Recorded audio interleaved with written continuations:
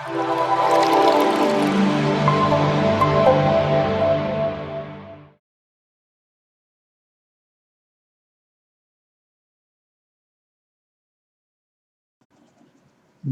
اور منافقت۔ سجاد حسین یلدرم اردو کے ایک مایہ ناز ادیب گزرے ہیں۔ ان کی ایک بہت ہی خوبصورت تحریر ہے جس کا عنوان کچھ یوں ہے: مجھے میرے دوستوں سے بچاؤ۔ اب میرے تو کوئی زیادہ دوست نہیں ہیں اور کبھی زیادہ دوست رہے بھی نہیں، اب تو بالکل ہی کم ہیں جب سے امریکہ میں آئے ہیں۔ جو چند ایک تھے وہ بھی رابطہ نہیں رکھنا پسند کرتے، اور جو ایک دو ہیں شکر ہے خدا کا کہ ان کے ساتھ ابھی کچھ روابط ہیں، یہ ان کی بڑی ذرا نوازی ہے۔ تو یہ کیوں ہوا کہ دوست احباب کم ہو گئے یا ان سے رابطہ نہ رہا؟ ویسے تو کچھ اور بھی مجبوریاں ہوں گی، لیکن ایک جس کا میں خصوصی طور پہ ذکر کرنا چاہتا ہوں وہ یہ ہے کہ میں کچھ اپنے دوستوں سے کم مذہبی ثابت ہوا ہوں۔ جو ساتھ چھوڑ گئے وہ مجھ سے کچھ زیادہ مذہبی تھے اور ہیں، کیونکہ ہمارے معاشرے میں ایک عجیب قسم کی دوڑ ہے جس کا نام ہے میں تم سے زیادہ مذہبی ہوں۔ میں تو کبھی بھی زیادہ مذہبی نہیں رہا اور نہ ہی کبھی مذہبی ہو سکتا ہوں۔ اس لیے سجاد حسین یلدرم کا جو تحریر ہے، افسانہ ہے جس کا نام ہے مجھے میرے دوستوں سے بچاؤ، تو میں اس لیے اس کا ذکر کر رہا ہوں کہ میرے لیے یہ تحریر کا عنوان کچھ یوں بنتا ہے: مجھے مذہبی لوگوں سے بچاؤ۔ ایسا کیوں ہے؟ کیونکہ مذہب اور منافقت کا نہ جانے کیوں کچھ چولی دامن کا ساتھ رہا ہے۔ منافق یا ریاکار انگریزی زبان کے لفظ ہپوکریٹ سے ماخوذ ہے۔ اب ہپوکریٹ لفظ جو ہے اس کا انگلش میں مطلب بنتا ہے کہ آدمی وہ کچھ کرے جو دراصل وہ ہے نہیں ہے۔ اور اگر اس لفظ کا ماخذ دیکھا جائے کہ یہ لفظ کہاں سے چلا، تو ہم دیکھتے ہیں کہ یہ لفظ دراصل یونانی زبان یعنی کہ گریک لینگویج سے نکلا ہے، اور جس کا مطلب دراصل ہے ہپوکریٹ از این ایکٹر، کہ ہپوکریٹ وہ ہے، منافق ریاکار دراصل اداکار ہے، کیونکہ منافق یا ہپوکریٹ کا جو روٹ میننگ ہے، اوریجنل ہے گریک میں، اس کا مطلب ہے اداکار۔ تو گویا ایک منافق، ایک ریاکار کیا ہے، کون ہے؟ ایک اداکار ہے۔ تو جتنا بڑا منافق، جتنا بڑا ریاکار، اتنا ہی بڑا اور اتنا ہی کمال کا اداکار۔ اس کو کچھ یوں سمجھ لیجیے۔ ہم جس خطے سے تعلق رکھتے ہیں، ایشیا، خاص طور پہ جنوبی ایشیا، وہاں مذہب کا بہت بڑا ہولڈ ہے ہماری زندگیوں پر، ہماری سوچ پر، ہمارے اعمال پر، ہمارے رہن سہن پر، ہمارے بیہیویئر پر۔ اور یہ اس لیے ہے کیونکہ ہم لوگ مذہب کو مغرب کی نسبت زیادہ اہمیت دیتے ہیں، زیادہ قدر کرتے ہیں۔ لیکن ایک بات جو میری سمجھ سے ہمیشہ باہر رہی ہے کہ ایک طرف تو ہم بہت مذہبی، پارسا، نیک، پرہیزگار، نمازی، چرچ گوئرز، ہدیے نذرانے، دائی کی سب کچھ دینے والے، لیکن دوسری طرف ہم ہر طرف کرپشن، گندگی، غلاظت، دھوکہ دہی، قواعد و ضوابط کی دھجیاں اڑانے والے، عدم برداشت، بات بات پر جھگڑنا، بات بات پر گالی گلوچ۔ لیکن باوجود اس کے اپنے مذہبی رسوم کی ادائیگی میں ہمیشہ بہت باقاعدگی سے اور بہت ہی سنجیدگی سے اس پر عمل کرنے کی کوشش کرتے ہیں۔ اس کے ساتھ ایک اور چیز بھی جڑی ہوئی ہے کہ ہمارا جو مذہب کا کانسیپٹ ہے اس کے ساتھ جنت اور دوزخ بھی جڑے ہوئے ہیں، کہ ہمارے جو تمام اخلاقی قدریں ہیں یا مذہبی قدریں ہیں، بیک آف دا مائنڈ ہمارے جنت یا دوزخ ہوتا ہے کہ یہ کریں گے تو نیکی ملے گی، یہ نہیں کریں گے تو یہ بدی شامل ہوگی، تصور ہوگی. تو at the back of our mind there is always hell اور ہیون. انگلش کی ایک بڑی خوبصورت کہاوت ہے، مجھے بڑی اچھی لگتی ہے، اور وہ کچھ یوں ہے کہ do good without a thought of heaven اور ہیل، کہ نیکی کرو بغیر سوچے، اپنے دماغ میں بغیر جنت اور جہنم کو لائے. تو جیسے میں عرض کر رہا تھا کہ ایک طرف تو ہم بہت مذہبی لوگ ہیں، بہت مذہبی، لیکن دوسری طرف یوٹیوب کے کچھ دیر پہلے کچھ اسٹیٹسٹکس جاری کیے گئے تھے، اور حیرت انگیز بات یہ ہے کہ ہم جس خطے سے تعلق رکھتے ہیں، یعنی کہ جنوبی ایشیا، ہندوستان، پاکستان، بنگلہ دیش، وہ خطہ جو بھی ہے، اس میں سے ہم لوگ جہاں سے ہمارا تعلق ہے، the land of the pure, اس land of the pure statistics میں دیکھا گیا کہ سب سے زیادہ فحش ویب سائٹس کو وزٹ کرنے والے ہم لوگ ہی تھے، ہمارے لوگ ہی تھے. تو پھر آدمی سوچتا ہے کہ ایک طرف تو ہم بہت مذہبی، پرہیزگار، پارساں، نیک، متقی، اور دوسری طرف جب حقائق سامنے آئے تو ہم ہی لوگ سب سے زیادہ دوسری طرف دیکھے گئے.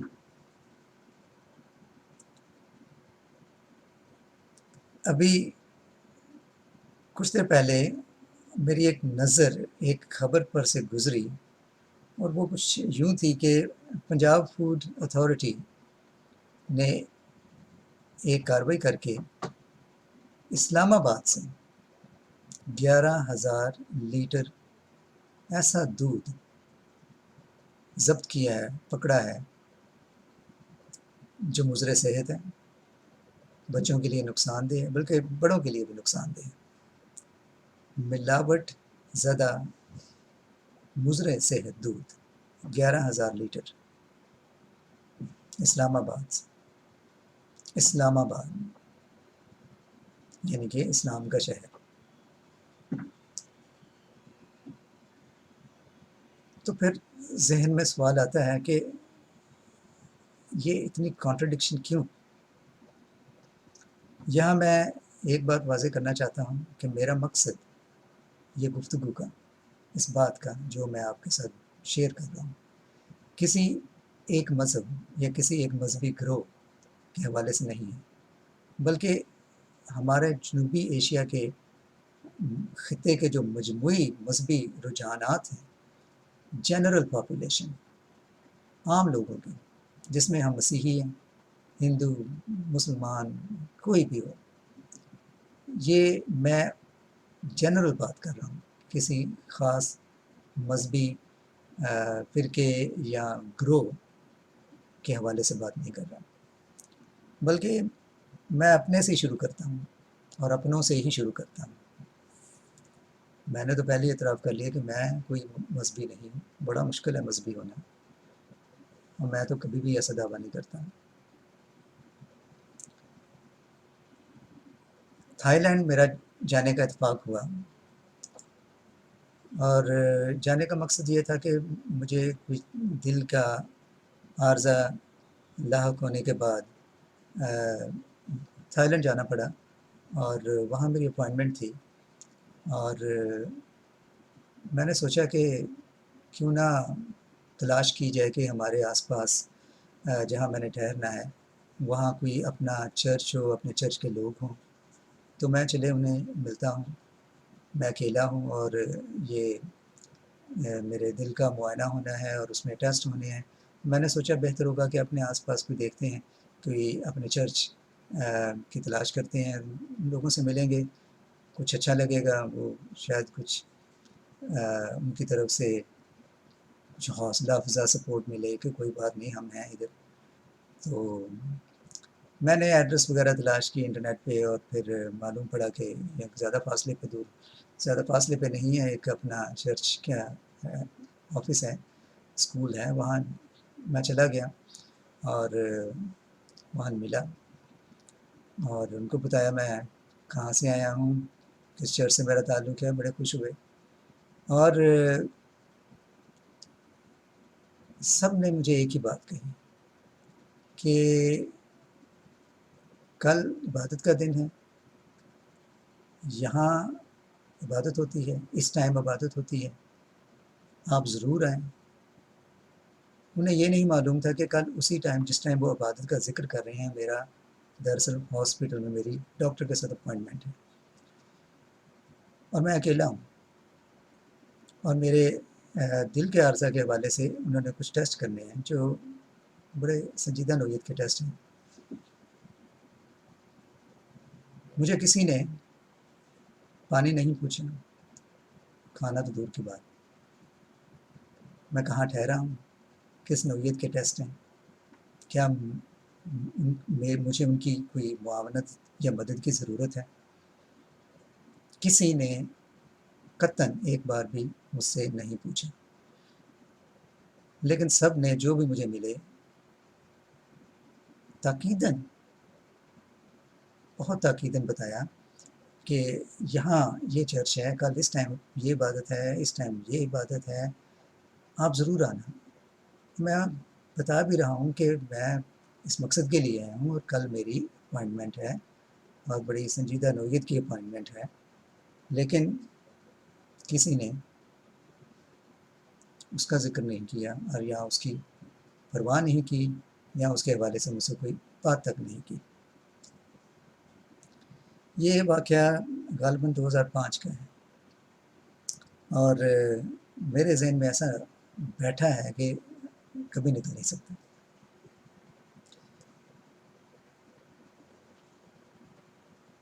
ہمارے اپنے مذہب، مسیحی مذہب میں بڑے بڑے نام ہیں، بہت بڑے نام ہیں، ٹیلی ایونجلسٹ ہیں، بڑے بڑے میگا چرچز ہیں، جو لوگ ہزاروں کا مجمع، ان کی کانگریگیشن ہے، ان کی فالوئنگ ہے. اور ان کی بکس بکتی ہیں، ان کے سرمنز جو وہ کرتے ہیں بعد میں یوٹیوب پہ ڈالے جاتے ہیں، بڑے ان کی ویورشپ ہے، بڑی فالوئنگ ہے. میں ذرا ان کے بارے میں کچھ شیئر کرنا چاہتا ہوں، ذرا سنیے ان لوگوں کے مالی حالات کیسے ہیں، کتنے بڑے پریچرز ہیں، کتنے بڑے نام ہیں. ایک مشہور خاتون ہے، بہت سارے لوگ جانتے ہیں، جوئس مائر. 8 ملین کی ورتھ. اب یہاں ایک لفظ استعمال ہوتا ہے آج کل، بڑے عجیب دور میں رہ رہے ہیں جہاں انسانوں کی قدر و قیمت ان کی نیٹ ورتھ سے ہوتی ہے. یعنی کہ کسی بڑے اسٹار سلیبریٹی کو آپ انٹرنیٹ پہ ڈالیں اس کا نام، اور اس کے بارے یہ لکھا ہوگا کہ اس شخص کی اتنی نیٹ ورتھ ہے، یعنی کہ آدمی کی قیمت لگی ہوئی ہے انٹرنیٹ پہ. یہ اتنا بڑا سلیبریٹی ہے، اتنا بڑا اداکار ہے، اتنا بڑا اینکر ہے، اتنا بڑا یہ ہے، اتنا بڑا وہ ہے، اتنا بڑا پاسٹر ہے، اتنا بڑا ایونجلسٹ ہے، اس کی اتنی نیٹ ورتھ ہے. یعنی آج انسان کی قیمت اس کی، یا اس کی ویلیو، قیمت، اس کی ویلیو جو ہے اس کی نیٹ ورتھ. اس نیٹ ورتھ میں کیا آتا ہے؟ اس کا گھر، اس کی گاڑیاں، اس کی پراپرٹی، اس کا بینک بیلنس، یہ اس کی نیٹ ورتھ ہے. یہ انسان کی آج کل ویلیو لگائی جاتی ہے، جیسے کسی گھر کی یا کسی کار کی یا کسی پراپرٹی کی. تو جوائس مائر بڑی مشہور ایونجلسٹ ہیں، ان کی نیٹ ورتھ کہا جاتا ہے 8 ملین ہے. اس کے بعد اور بھی بڑے بڑے نام ہیں. ٹی ڈی جیکس ایک بڑا مشہور نام ہے، اور ان کی نیٹ ورتھ یا ان کی ویلیو کہہ لیں 18 ملین US ڈالر۔ اس کے علاوہ بڑے نام ہیں، فرینکلن گراہم ہے، $25 ملین نیٹ ورتھ ہے۔ رک وارن ہے، ان کی بڑی مشہور کتابیں بھی ہیں، ان کی بھی $25 ملین نیٹ ورتھ مانی جاتی ہے۔ اور اس کے علاوہ ایک بڑے اور مشہور ٹیلی ایونجلسٹ ہیں، اور ان کا نام ہے کریفلو ڈالر، ان کا نام ہی ڈالر ہے، دوسرا نام انہوں نے ڈالر اپنا رکھا ہوا ہے، اور ان کی نیٹ ورتھ ہے 27 ملین۔ اس کے علاوہ جوئل آسٹین ہے، بڑے مشہور ہیں، بہت بڑا میگا چرچ ہے ان کا، بڑی فالوئنگ ہے، اور ان کی ورتھ کہا جاتا ہے 40 ملین، ایسے بھی زیادہ۔ اور یہ صاحب جو ہیں، یہ ان کی کتابیں بھی بڑی مشہور ہیں، اور ان کی سب سے بڑی نمایاں خصوصیت ہے کہ انہوں نے ایک نئے قسم کی تھیالوجی انٹروڈیوس کروائی ہے، جسے کہتے ہیں پراسپیرٹی گاسپل۔ لوگ بہت پسند کرتے ہیں، میرے بڑے جاننے والے ہیں، بڑے قریبی لوگ ہیں جو بہت پسند کرتے ہیں، بڑی اچھی بات۔ لیکن ان کی تھیالوجی کو جو نام دیا جاتا ہے، جو ہم نے خود دیا ہوا ہے، اس کو کہا جاتا ہے یہ پراسپیرٹی گاسپل ہے، یعنی کہ جو لوگ پراسپیرٹی کی تلاش میں ہیں، خوشحالی، امیر ہونا چاہتے ہیں، بڑا گھر پانا ہے، بڑی گاڑی، خوشحالی، وہ ان کے بات سنتے ہیں، سرمن سنتے ہیں اور بڑے خوش ہوتے ہیں۔ تو یہ ان کی تھیالوجی ہے، اور ضروری نہیں ہے کہ میں ان کی اس تھیالوجی سے ایگری کروں۔ تو یہ پراسپیرٹی گاسپل کے علم بردار ہیں، اور بڑے لوگ ان کو پسند کرتے ہیں۔ اس کے علاوہ بینی ہن ہیں، جانتے ہیں آپ لوگ کہ وہ بڑے مشہور شفائیہ عبادات کرواتے ہیں، اور 60 ملین کی نیٹ ورتھ کہا جاتا ہے، اس کے مالک ہیں۔ اور پھر کینتھ کوپلینڈ بادشاہ بندے ہیں، سب سے بڑھ کر ہیں، ان کی $300 ملین کی نیٹ ورتھ ہے، اور ان کے اپنے ایئر کرافٹ ہیں، ان کی ایئر کرافٹ جہازوں کی $17.5 ملین ملکیت ہے، اس کے پرائس ہیں، اور تقریباً 1500 ایکڑ کے زمین پہ ان کا کیا کہتے ہیں ایئر اسٹرپ ہے، جہاں سے جہاز اڑتے ہیں، لینڈ کرتے ہیں، بہت بڑے گھر کے مالک ہیں۔ اور یہ اس کے علاوہ پیٹ رابرٹسن ہیں، بڑے مشہور ہیں، $100 ملین کے ورتھ کے وہ بھی مالک ہیں۔ اب یہ بڑے بڑے نام ہیں، بڑے بڑے لوگ ہیں، بڑی ان کی نیٹ ورتھ ہے اور بڑا نام ہے، لیکن سوال یہ پیدا ہوتا ہے کہ جب یہ کرونا وائرس کی وبا پھیلی تو یہ تمام بڑے نام اسکرین سے غائب ہو گئے، یہ کہیں نظر نہیں آ رہے تھے۔ لیکن اب جب کہ یہ کرونا وائرس کہیں کہیں کچھ کم ہوا ہے، کہیں ابھی بھی بہت زیادہ ہے، تو ان میں سے بہت سارے آہستہ آہستہ واپس آنا شروع ہو گئے، دوبارہ انٹرنیٹ پہ نظر آنے شروع ہو گئے، وہیں سے دوبارہ سلسلے شروع کر دیے ہیں۔ اور اس میں کچھ یہ تو میں اپنے مغربی لوگوں کے حوالے سے بات کر رہا ہوں، لیکن اپنے ملک کے بڑے نام بھی ہیں جو جن کو آپ جانتے ہیں، بڑے مشہور ہیں، اور ان کا بھی بڑا نام ہے، اور ان کی بڑی پرائز ہے۔ جب کہیں ان کو بلایا جاتا ہے تو سب سے پہلے وہ اپنی پرائز سیٹ کرتے ہیں کہ ہمیں اس کا کتنا معاوضہ ملے گا، کتنا ٹائم ہوگا، کتنے لوگ ہوں گے، میرے رہنے سہنے کا، اٹھنے بیٹھنے کا، کھانے پینے کا، رہائش کا، طعام کا کیا انتظام ہوگا۔ ان ساری چیزوں کے بعد ایک ایگریمنٹ ہوتی ہے، اور اس کے بعد کہیں جا کے معاملات تکمیل تک پہنچتے ہیں۔ تو یہ گویا کہ ایک سیلیبریٹی اسٹیٹس حاصل کر چکے ہیں یہ لوگ، اور جتنے بڑے نام اتنا بڑا وہ سیلیبریٹی اسٹیٹس۔ لیکن اب میرے ذہن میں یہ سوال آتا ہے کہ جس کا نام بیچ کر یہ لوگ یہ سب کچھ حاصل کرتے ہیں، اب ذرا اس کی طرف بھی دھیان کر لیں۔ لوکا کی انجیل 9 باب اور 58 ورس میں خداوند یسوع مسیح نے ایک سوال کے جواب میں کہا، جب ان سے پوچھا گیا کہ اے استاد تو کہاں رہتا ہے، تو انہوں نے کیا جواب دیا؟ لوکا کی انجیل 9 باب کی 58 ورس میں انہوں نے کہا کہ لومڑیوں کے تو بھٹ ہیں اور ہوا کے پرندوں کے گھونسلے، مگر ابن آدم کے لیے سر دھرنے کے لیے کوئی جگہ نہیں۔ گیتسمنی باغ میں خداوند یسوع مسیح جب دعا کرنے گئے کہ شاگرد پیچھے تھے، وہ بھی سو گئے۔ گیتسمنی باغ میں خداوند یسوع مسیح نے کس چیز کا سہارا لیا؟ نہ کوئی تکیہ تھا جس پہ انہوں نے اپنا سر کا بازو رکھے، وہ ایک پتھر تھا۔ تو دوبارہ ذرا آیت پہ غور کریں تو لومڑیوں کے تو پھٹ ہوتے ہیں اور ہوا کے پرندوں کے گھونسلے، مگر ابن آدم کے سر دھرنے کے لیے کوئی جگہ نہیں۔ خداوند یسوع مسیح نے ہی فرمایا کہ جب کلام سنانے جاؤ، یعنی کہ خدا کی اگر خدمت میں ہو تو نہ بٹوا لو نہ جھولی، بلکہ حکم ہے کہ اگر کوئی میرے پیچھے آنا چاہتا ہے تو اپنی صلیب اٹھائے اور میرے پیچھے چلا آئے۔ اپنی صلیب اٹھائے، صلیب اٹھانے سے کیا مراد ہے؟ کہ یہ سفر، یہ راستہ دکھ کا راستہ ہے، تکلیف کا راستہ ہے، اذیت کا راستہ ہے، اپنی خودی سے انکار کا راستہ ہے، دنیا کو تیاگ دینے کا راستہ ہے۔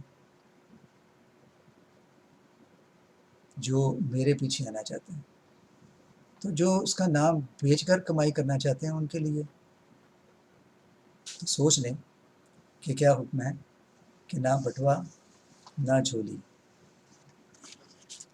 بات ہو رہی ہے منافقت کی، مذہب میں منافقت کی۔ سب سے پہلے تو دیکھیں دعائیں۔ ہمارے ہاں ایک عجیب کانسیپٹ ہے، ایک عجیب خبت ہے کہ تصور کیا جاتا ہے کہ جو جتنی لمبی، جتنی اونچی، جوشیلی، پرتاثیر دعا کرے گا وہ گویا اتنا ہی بڑا عالم ہے، مبلغ ہے، مناد ہے، پریچر ہے، ایوانجلسٹ ہے۔ میں ہمیشہ سوچتا ہوں کہ یہ جب دعا کی جا رہی ہوتی ہے تو یہ ڈائریکٹ کس کی طرف کی جا رہی ہوتی ہے؟ آیا یہ لوگوں کی طرف ڈائریکٹ ہے، لوگوں کے لیے ہے، لوگوں کو سنانے کے لیے ہے، یا خدا کی طرف ہے؟ اگر تو خدا کی طرف ہے تو پھر تو اتنی اونچی اور اتنی لمبی دعا کرنے کی ضرورت نہیں، کیونکہ خداوند یسوع مسیح کا حکم ہے اور ہم سب جانتے ہیں کہ انہوں نے فرمایا تھا کہ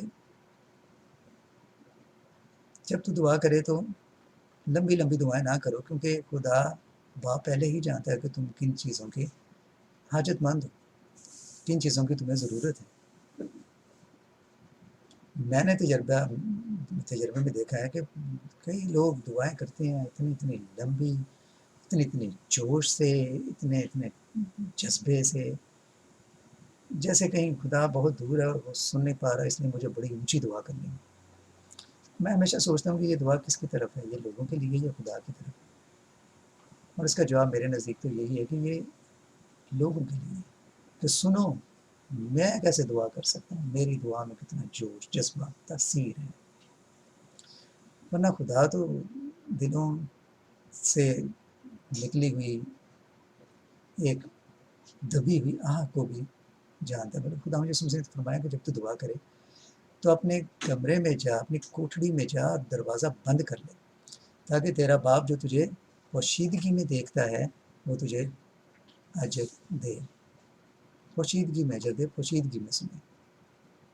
یعنی کہ دعا بھی ہمارے لیے ایک منافقت کا سمبل بن چکا ہے۔ دعا کریں تو ویسے گرج چمک کے ساتھ کے لوگ دیکھیں واہ کیا دعا کی ہے،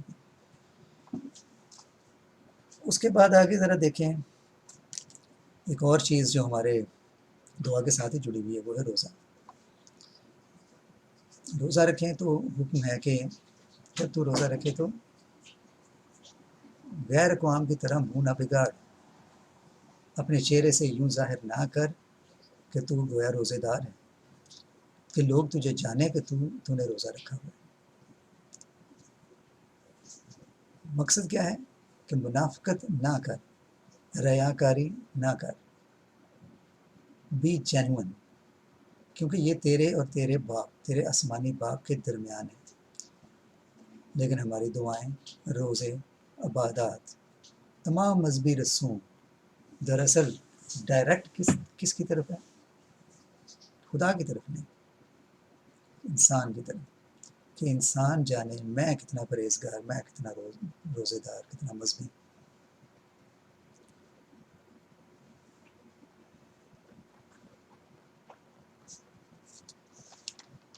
میرا اختلاف عام طور پر ان باتوں پہ بہت سے دوستوں کے ساتھ بھی اور مذہبی رہنماؤں کے ساتھ بھی ہوتا ہے، لیکن ان کی سوچ، ان کی روحانیت، ان کا مذہب کا تصور ان کے ساتھ، کیونکہ ان کے لیے یہی مذہب، یہی روحانیت ہے. لیکن مذہب اور روحانیت میں ایک واضح فرق ہے. مذہب ڈائریکٹڈ ہوتا ہے لوگوں کی طرف، دکھاوے کی طرف، تاکہ لوگ جانیں کہ فلاں شخص کتنا مذہبی ہے. روحانیت ایک بہت ہی پرسنل میٹر ہے، some thing very personal between God and me. مذہب بھی دراصل یہی ہونا چاہیے. مذہب میرے اور میرے خدا کے درمیان ہے. میں کب دعا کرتا ہوں، کتنی دعا کرتا ہوں، کب روزہ رکھتا ہوں، نہیں رکھتا، یہ میرے اور خدا کے درمیان ہے. مجھے یاد ہے میں ایک دفعہ چرچ نہ گیا، دوسرے دن میرے ایک جاننے والے نے، کئی دفعہ ہوتا ہے کہ چرچ مس ہو جاتا ہے، دوسرے دن ایک جاننے والے شخص نے مجھے کہا we miss you at the church. مجھے کچھ حیرت بھی ہوئی کہ بھئی یہ کیسا کامنٹ ہے، we miss you at the church. مجھے چرچ میں کیوں مس کیا گیا؟ کیا آپ لوگ مجھے دیکھنے گئے تھے اور میں وہاں نہیں تھا اور آپ نے مجھے مس کیا؟ آپ کا تو چرچ جانا بیکار گیا. میں نہیں تھا تو آپ نے مجھے مس کیا. آپ کی ساری توجہ اس بات پہ تھی کہ میں پروڈنٹ چرچ میں آیا یا نہیں. Very strange. لیکن مجھے یہ کہا گیا بھی miss you at the church. بھی چرچ ہے یا پارٹی ہے یا کوئی تقریب تھی جس میں نے کچھ پرفارم کرنا تھا اور میں نہیں تھا اور بہت مس کیا گیا. میں تو چرچ بھی جاؤں تو میں کہیں زیادہ نمایاں ہونے کی کوشش نہیں کرتا. یہ میں چرچ لوگوں کے لیے تھوڑی جاتا ہوں، میں تو چرچ اپنے ذاتی عبادت کے لیے، یہ میرے اور میرے خدا کے درمیان سلسلہ ہے. لیکن اسی کو مذہبی منافقت اور ریاکاری کہا جاتا ہے. انگلش میں کہا جاتا ہے کہ be good but don't try to prove it. اب سوال یہ پیدا ہوتا ہے کہ خدا مجسم مسیح جب اس دنیا میں تشریف فرما تھے تو ان کی جو مذہبی لوگوں کے ساتھ سب سے بڑی پرابلم تھی وہ یہی تھی. اگر آپ متی 23 باب دیکھیں تو پورے کا پورا باب اگر آپ دیکھیں تو اس میں خدا مجسم مسیح نے بہت ہی سخت الفاظ میں مذہبی ریاکاری پر وار کیا ہے، ضرب کی ہے. پورا 23 باب اگر دیکھیں، 23 باب کی 5ویں آیت، متی 23 باب کی 5ویں آیت ذرا دیکھیں. لکھا ہے وہ اپنے سب کام لوگوں کو دکھانے کو کرتے ہیں، کیونکہ وہ اپنے تعویذ بڑے بناتے ہیں اور اپنی پوشاک کے کنارے چوڑے رکھتے ہیں اور ضیافتوں میں صدر نشینی اور عبادت خانوں میں اعلیٰ درجے کی کرسیاں، بازاروں میں سلام اور آدمیوں سے ربی کہلانا پسند کرتے ہیں. آگے 12ویں آیت میں لکھا ہوا ہے کہ لیکن جو بھی اپنے آپ کو بڑا بنائے گا وہ چھوٹا کیا جائے گا، اور جو اپنے آپ کو چھوٹا بنائے گا وہ بڑا کیا جائے گا. آگے ریاکاری کی مزید مذمت کرتے ہیں خدا یسوع مسیح، میں ریاکار فقیر فریسی تم پر افسوس کہ آسمان کی بادشاہی کی لوگوں پر دروازے بند کرتے ہو، نہ خود داخل ہوتے ہیں نہ دوسروں کو داخل ہونے دیتے ہیں۔ اور آگے تمام اگر بات پڑھتے جائیں، بار بار اے ریاکار و فقیر و فریسی تم پر افسوس کہ پیالے اور رکابی کو اوپر سے صاف کرتے مگر اندر لوٹ اور ناپرہیزکاری سے بھرے ہوئے۔ آگے لکھا ہوا ہے 28 آیت میں، اس طرح تم ظاہر میں تو لوگوں کی راست بازی دکھاتے ہو مگر باطن میں ریاکاری اور بے دینی سے بھرے ہو۔ اس سے بڑا اور وار ریاکاری پر کیا ہوگا؟ اور بے شک خدا یسوع مسیح نے یہ جب باتیں کی تو ان کو بیکلیش رد عمل کا سامنا کرنا پڑا۔ عام طور پہ کہا جاتا ہے کہ تمام کلام، تمام مذہب کا نچوڑ اسی بات میں ہے کہ جیسے بائبل مقدس میں رقم ہے، مرقوم ہے کہ خدا اپنے خدا سے پورے دل و جان سے محبت کر، اپنے پڑوسی سے اپنے برابر محبت رکھ۔ لیکن میں میکا کے صحیفے سے کچھ پڑھنا چاہتا ہوں، وہ بہت ہی خوبصورت ہے، انہی لائنز پہ ہے۔ لکھا ہوا ہے کہ یہ 7واں باب اور 6واں باب، چلے پہلے کچھ 6 باب میں سے دیکھتے ہیں۔ لکھا ہوا ہے 8ویں آیت میں کہ اے انسان، اس نے تجھ پر نیکی ظاہر کر دی ہے، خداوند تجھ سے اس کے سوا کیا چاہتا ہے کہ تو انصاف کرے اور رحم دلی کو عزیز رکھے اور اپنے خدا کے حضور فروتنی سے چلے۔ صرف یہی خدا ہم سے چاہتا ہے، اس کے سوا خدا اور کیا چاہتا ہے کہ تو انصاف کرے اور رحم دلی کو عزیز رکھے اور اپنے خدا کے حضور فروتنی سے چلے۔ انہی لائنز پہ ایک اور حوالہ دیکھتے ہیں، بہت ضروری ہے، بہت خوبصورت حوالہ ہے، مذہبی رسوم کے حوالے سے، دعا روزے کے حوالے سے۔ یوسیہ 58 باب 58 چیپٹر اور 6 آیت، بڑی خوبصورت آیت۔ کیا وہ روزہ جو میں چاہتا ہوں یہ نہیں کہ ظلم کی زنجیریں توڑیں اور جوئے کے بندھن کھولیں اور مظلوموں کو آزاد کریں بلکہ ہر جوئے کو توڑ ڈالیں؟ کیا یہ نہیں کہ تو اپنی روٹی بھوکوں کو کھلائے اور مسکینوں کو جو آوارہ ہیں اپنے گھر میں لائے، اور جب کسی کو ننگا دیکھے تو اسے پہنائے، اور تو اپنے ہم جنس سے روپوشی نہ کرے؟ یعنی جب وہ مشکل میں ہو، مصیبت میں ہو، تکلیف میں ہو، ضرورت میں ہو، تو اپنا چہرہ اس سے نہ چھپائے۔ روپوشی، چہرہ پوش، چھپانا۔ مذہبی ہونا بہت مشکل ہے، روحانی ہونا اس سے بھی بہت مشکل ہے۔ میں تو سادہ صاف لفظوں میں یہی کہتا ہوں، مجھ سے مذہبی ہونا، روحانی ہونا بہت مشکل ہے، معیار بہت بلند ہے۔